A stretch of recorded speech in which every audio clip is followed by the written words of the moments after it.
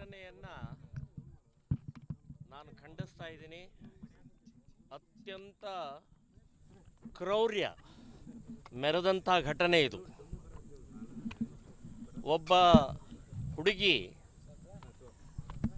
ಈಗ ಹೊರನೋಟದಲ್ಲ, ಈಗ ಗೊತ್ತಾದದ್ದು ಇದ್ರ ಪ್ರಕಾರ ಪ್ರೀತಿ ನಿರಾಕರಿಸಿದ್ದಕ್ಕೆ ಅಂತನ್ನುವಂಥದ್ದು ಹೇಳ್ತಾ ಇದ್ದಾರೆ.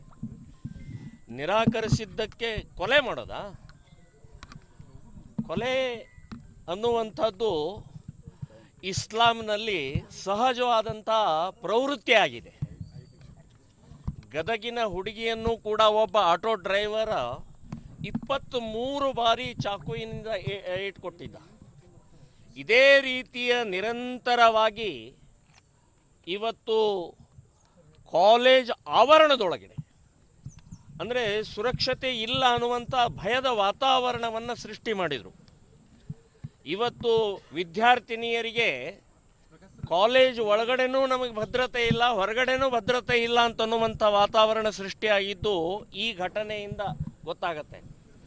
ಇನ್ನೊಂದು ವಿಶೇಷವಾಗಿ ಈ ಘಟನೆಯಲ್ಲಿ ICS ಮಾದರಿಯಲ್ಲಿ ಅವನು ಚಾಕು ಹಾಕಿದ್ದಾನೆ ಇದಕ್ಕೆ ಕುತ್ತಿಗೆಗೆ. ಅಂದರೆ ಇದೆಲ್ಲೋ ಒಂದು ಕಡೆಗೆ ತರಬೇತಿ ಪಡೆದಿದ್ದಾನೋ ಏನೋ ಅಂತನ್ನುವಂಥ ಇದೆ. ಇನ್ನು ಸವದತ್ತಿ ತಾಲೂಕಾ ಮುನ್ನೋಳ್ಳಿಯವನು ಇವನು. ಸೊ ಮುನವಳ್ಳಿಯವನು, ಇವರ ತಂದೆ ತಾಯಿ ಇಬ್ಬರು ಶಿಕ್ಷಕರಿದ್ದಾರೆ. ಇದೇ ಶಿಕ್ಷಣ ಕೊಟ್ಟಿದ್ದಾರೆ ನೀವು, ಇದೇ ಅವನಿಗೆ ಕೊಲೆ ಮಾಡೋಕ್ಕೇ ಇದು ಮಾಡಿದ್ದಾರೆ ಅವನಿಗೆ. ನಾನು ಹೇಳೋದು ಇದು ಬಹಳ ಅಕ್ಷಮ್ಯ ಅಪರಾಧ ಆಗಿದೆ. ಈ ಘಟನೆಯನ್ನು ನಾನು ಖಂಡಿಸ್ತಾ ಇದ್ದೀನಿ. ಮತ್ತು ವಿಶೇಷವಾಗಿ ನಾನು ಹೇಳ್ತಾ ಇರೋದು ಕಾಂಗ್ರೆಸ್ನವರು, ನೀವು ಕಾಂಗ್ರೆಸ್ನವರು ಬೆಳೆಸಿದಂಥ ವಿಷಬೀಜ ಇದು, ಕ್ರೌರ್ಯ ಇದು, ರಕ್ತಪಾತ ಇನ್ನೂ ಎಷ್ಟು ಜನರು ಮಾಡೋರಿದ್ದೀರಿ ನೀವು. ಬ್ರಿಟಿಷರ ಇದ್ದಂಥ ಸಮಯದಲ್ಲಿ ಕಾಂಗ್ರೆಸ್ ಹುಟ್ಟಿದಾಗ ಬ್ರಿಟಿಷರ ಪರವಾಗಿದ್ರಿ, ಸ್ವಾತಂತ್ರ್ಯ ಸಿಕ್ಕಿದ ನಂತರ ಮುಸ್ಲಿಂ ಪರವಾಗಿದ್ದೀರಿ. ಮುಸ್ಲಿಮರನ್ನು ಬೆಳೆಸ್ತಾ ಇದ್ದೀರಿ, ಭಯೋತ್ಪಾದಕರನ್ನು ಬೆಳೆಸ್ತಾ ಇದ್ದೀರಿ, ಕೊಲೆಗಡಕರನ್ನು ಬೆಳೆಸ್ತಾ ಇದ್ದೀರಿ.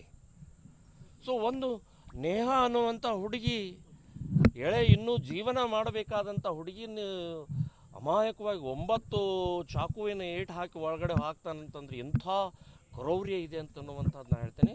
ನಾನು ಹೇಳೋದು, ಮಾನ್ಯ ಮುಖ್ಯಮಂತ್ರಿಗಳೇ, ಕಠಿಣ ಶಿಕ್ಷೆ ಕೊಡ್ತೀನಿ ಅಂತ ಹೇಳುವಂಥದ್ದು ಹಿಂದಿನ ಸರ್ಕಾರವು ಇದನ್ನೇ ಹೇಳಿದೆ.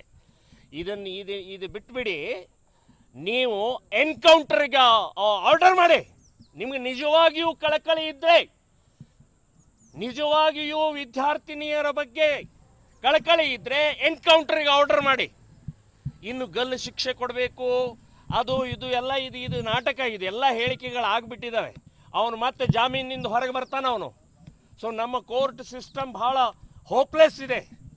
ಹಾಗಾಗಿ ನಾನು ಹೇಳೋದು, ಮೊದಲನೇದು ಎನ್ಕೌಂಟರ್ಗೆ ಆರ್ಡರ್ ಮಾಡಿ, ಎರಡನೇದು ಅವ್ರ ಮನೆ ಬುಲ್ಡೋಜರ್ ಹಚ್ಚಿ ಕಿತ್ತು ಬಿಸಾಕಿ, ಮೂರನೇದು ಈ ಜಮಾತೆ ಇಸ್ಲಾಂ ಏನಿದೆ ಇವರು ಫತ್ವಾ ಹೊರಡಿಸ್ಬೇಕು, ಆ ಮನೆಯನ್ನು ಬಹಿಷ್ಕಾರ ಹಾಕಬೇಕು.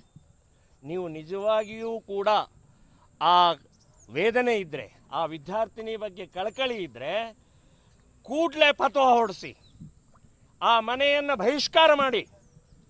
ಇನ್ನು ಯಾವುದೇ ಲಾಯರ್ ಆ ವ್ಯಕ್ತಿಯ ಪಾಷಾಣ ಪರವಾಗಿ ಅವನ ಪರವಾಗಿ ಯಾರೂ ನಿಲ್ಲಬಾರ್ದು ಅಂತನ್ನುವಂಥದ್ದು ಹೇಳ್ತೀನಿ. ಯಾರಾದರೂ ಮುಸ್ಲಿಂ ವಕೀಲನೂ ನಿಂತಿದ್ರೆ ಕೂಡ ಅದನ್ನು ನಾವು ಉಗ್ರವಾಗಿ ಪ್ರತಿಭಟನೆ ಮಾಡ್ತೀವಿ ಅಂತನ್ನುವಂಥ ಎಚ್ಚರಿಕೆಯನ್ನು ಕೊಡ್ತಾ ಇದ್ದೀನಿ.